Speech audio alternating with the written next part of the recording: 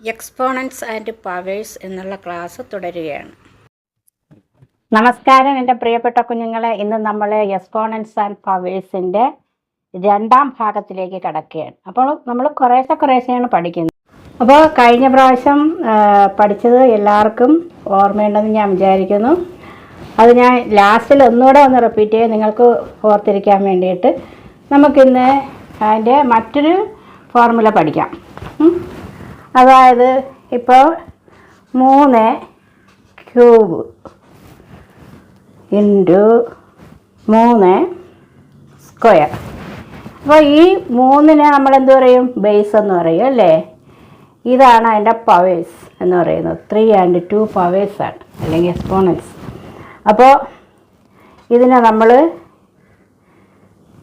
3 + 2 equals 3⁵. ഇതാണ് അതിൻ്റെ ഇവിടെ 5 പവറും 3 ബേസും എന്ന് പറയും. അപ്പം നമുക്ക് ഇന്ന് ഇതിനെപ്പറ്റി നമുക്ക് ലാസ്റ്റിൽ കുറച്ചുകൂടെ കണക്കുകൾ ചെയ്ത് പഠിക്കാം. ഇന്ന് നമ്മൾ പഠിക്കേണ്ടത് എന്താണെന്ന് അറിയാമോ? ഹരണം. എക്സ്പോണൻസ് ആൻഡ് പവേഴ്സ് ആയി ബന്ധപ്പെട്ടുള്ള ഹരണം എങ്ങനെയെന്ന് നോക്കാം.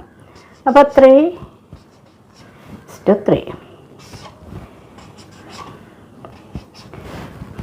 2 ഇങ്ങനെ വന്നാൽ നമുക്ക് ഒരേ ബേസിൽ വന്നാൽ നമുക്ക് ഹരിക്കാൻ പറ്റും. അതായത് ഇതിനെ നമുക്ക് വികസിപ്പിച്ച് എങ്ങനെ എഴുതാം? 3 × 3 × 3 ഡിവൈഡഡ് ബൈ 3 × 3 2 പ്രാവശ്യം. 3 ഇവിടെ 3 2 പ്രാവശ്യം, ഇവിടെ 3 3 പ്രാവശ്യം. അപ്പം നമുക്ക് ഇവിടെ എത്ര എണ്ണത്തിനും നമുക്ക് വെട്ടിച്ചെയ്യാൻ പറ്റും? ഇവിടെ 2 3യും അതുപോലെ ഇവിടെയും 2 3, ബാലൻസ് ഒരു 3. അപ്പോൾ ഇവിടെ 1.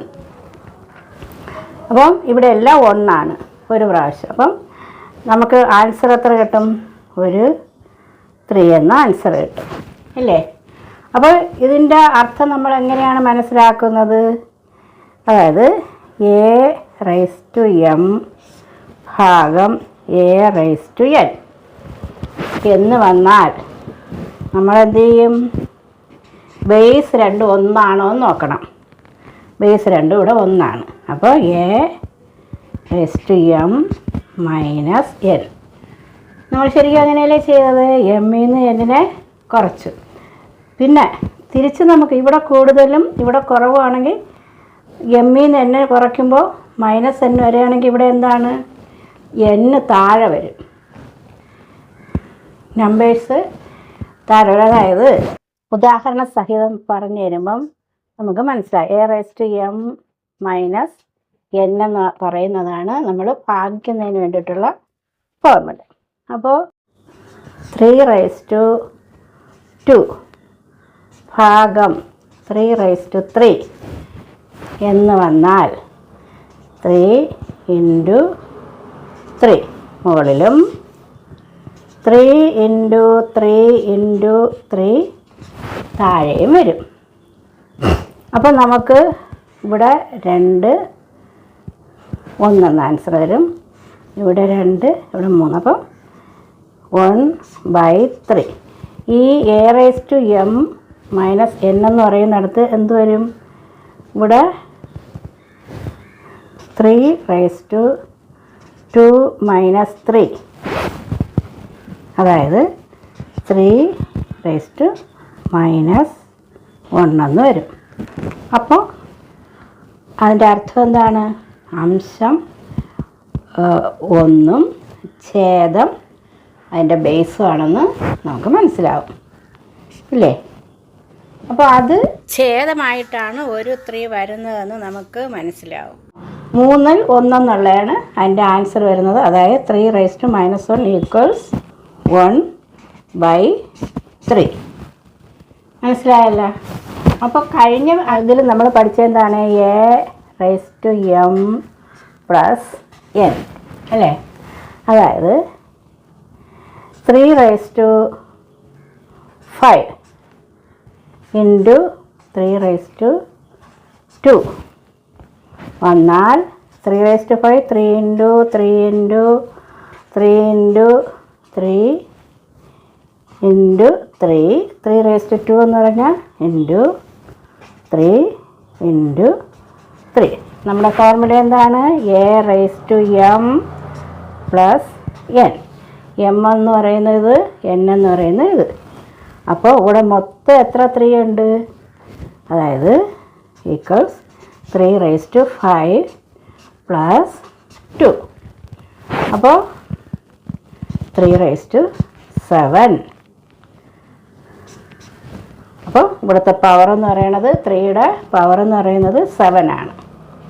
അപ്പോൾ മനസ്സിലായിട്ടാണല്ലോ നമ്മൾ ഹരണവും ഗുണനവും എല്ലാവർക്കും മനസ്സിലായെന്ന് ഞാൻ വിചാരിക്കുന്നു. അപ്പോൾ ഒരു സംഖ്യ നമുക്ക് കിട്ടിയാൽ അതിൻ്റെ എക്സ്പോണൻഷ്യൽ ഫോമിൽ എങ്ങനെ എഴുതാം?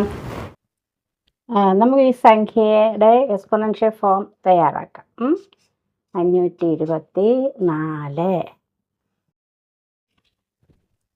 അപ്പോൾ നമുക്ക് അവസാനത്തെ 4 2 കൊണ്ട് എന്തായാലും നമുക്ക് ഡിവൈഡ് ചെയ്യാൻ പറ്റും. അപ്പോൾ ഇവിടെ 2 കൊണ്ട് നോക്കാം. 5ൽ 2 2 പ്രാവശ്യം, ഇഷ്ടമൊന്ന് 12ൽ 6 2. വീണ്ടും നമുക്ക് 2 ഉണ്ട്, 1 3 1. അപ്പോൾ ഇതിൻ്റെ എക്സ്പോണൻഷ്യൽ ഫോം നമുക്ക് എങ്ങനെ എഴുതാം? ഈക്വൽസ് 2 സ്ക്വയർ ഇൻറ്റു ഞാൻ എഴുതാം. അപ്പോൾ ഇതിനേക്കാളും ചെറിയ സംഖ്യ കിട്ടണം നമുക്ക് ഉള്ള സംഖ്യകളും ചെയ്ത് നോക്കാം. ഇതിപ്പോൾ ഞാനൊരു സംഖ്യ എടുത്തു ചെയ്ത് ഇനി തിരിച്ച് നമുക്ക് ഗുണിക്കുമ്പോൾ ഈ ഉത്തരം കിട്ടുമോ നോക്കണമെങ്കിൽ ഈ 131 ഗുണം 2 ഗുണം 2 ഗുണിക്കുമ്പോൾ നമുക്ക് ഈ ഉത്തരം കിട്ടണം. നമുക്ക് വേണമെങ്കിൽ ചെയ്ത് നോക്കാം. 2 ഗുണം 2 ഗുണം 131. അപ്പോൾ 2 ഗുണം 2 4 ഗുണം 131 സമം 131 ഗുണം 4. അപ്പോൾ ഒരു 4 4, 3 12, 4 4 1 5, 524 കിട്ടിയത് കണ്ട. അപ്പോൾ ഈ രീതിയിലാണ് നമുക്ക് എക്സ്പോണൻഷ്യൽ ഫോം തയ്യാറാക്കേണ്ടത്. 2 സ്ക്വയർ ഇൻറ്റു 3 സ്ക്വയർ. ഇവിടെ നമുക്ക് രണ്ടും കൂടെ ചേർത്ത് എഴുതാൻ പറ്റുമോ? ഇല്ല. അപ്പോൾ മുകളിൽ രണ്ടും ഒരുപോലെ. അങ്ങനെയാണെങ്കിൽ നമുക്ക് എന്ത് ചെയ്യാൻ പറ്റും? 2 into 3 സ്ക്വയർ. അപ്പോൾ അങ്ങനെ എഴുതാൻ പറ്റില്ലേ? അപ്പോൾ 23 6 സ്ക്വയർ. അപ്പം നമ്മുടെ പവേഴ്സ് ഒരുപോലെയാണെങ്കിൽ നമുക്ക് ഈ രണ്ട് സംഖ്യകളെയും ഗുണിച്ചിട്ട് നമുക്ക് ഇതുപോലെ എക്സ്പോണൻഷ്യൽ ഫോം എഴുതാം. അതായത് 6 ഗുണം 6 സമം 36. ഇനി നമുക്കിതിൻ്റെ ഈ പറഞ്ഞിരിക്കുന്ന രണ്ട് ശരിയാണോ നോക്കാം. 36 2 ഒരു പ്രാവശ്യം 8 വീണ്ടും 2 9. അപ്പോൾ ഇനി 3 കൊണ്ട് നോക്കാം.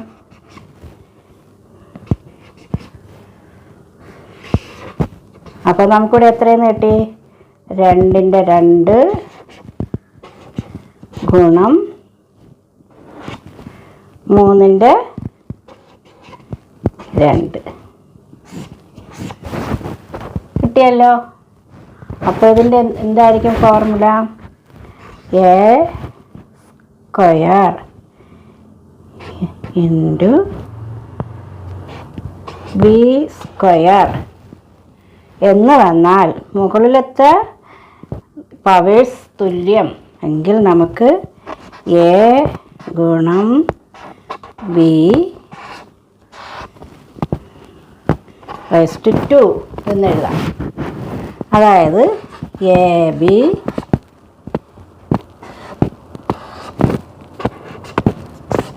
ഇങ്ങനെ എഴുതാം. ഒന്നുകൂടെ വ്യക്തമാക്കിയാൽ A raise to M into B raise to M. A raise to M into B raise to മുകളിലുള്ള പവേഴ്സ് തുല്യം, ബേസിന് വ്യത്യാസം. അപ്പോൾ നമുക്ക് എ ഗുണം ബി ഇൻറ്റു എം എന്ന് എഴുതാം. ഒന്നുകൂടെ മനസ്സിലാക്കിയാൽ A into B A B M. അപ്പം മനസ്സിലായല്ലോ. അപ്പം നമ്മൾ മറ്റ് രണ്ട് ഫോർമുലകൾ എന്തൊക്കെയാണ്? A raise to M plus N, അതായത് ഗുണിക്കാൻ വേണ്ടിയിട്ടുള്ള formula. A raise to M minus N, അത് ഹരിക്കാൻ വേണ്ടിയിട്ടുള്ള ഫോർമുല. അപ്പോൾ നമ്മൾ എത്ര ഫോർമുലകൾ പഠിച്ചു? 1, 2, 3 ഫോർമുലകൾ പഠിച്ചു. അപ്പോൾ ഇതനുസരിച്ച് നമുക്ക് കണക്ക് ചെയ്യണ്ടേ? അടുത്ത ക്ലാസ്സിൽ കണക്കും ചെയ്യാം. അതായത് പവേഴ്സ് ആൻഡ് എക്സ്പോണൻസിൻ്റെ പുതിയ ക്ലാസ്സുമായിട്ട് നമുക്ക് വീണ്ടും കാണാം. ഇത് രണ്ടാമത്തെ ക്ലാസ്സാണ്. അപ്പോൾ ഇത് കാണുന്ന നിങ്ങൾക്ക് ഇത് ഇഷ്ടപ്പെട്ടെങ്കിൽ ലൈക്ക് ചെയ്യാം, കമൻറ്റ് ചെയ്യാം, ഷെയർ ചെയ്യാം. ഫേസ്ബുക്കിലാണ് നിങ്ങൾ കാണുന്നതെങ്കിൽ, ആദ്യമായിട്ടാണെങ്കിൽ വീണ്ടും കിട്ടാൻ വേണ്ടി എന്ത് ചെയ്യണം? ഫോളോ ചെയ്യണം. നിങ്ങൾ യൂട്യൂബിലാണ് കാണുന്നതെങ്കിൽ വീണ്ടും കിട്ടാൻ വേണ്ടിയിട്ട് സബ്സ്ക്രൈബ് ചെയ്യണം. അപ്പോൾ ക്ലാസ്സുകൾ വീണ്ടും നമുക്ക് തുടരാം. നമസ്കാരം.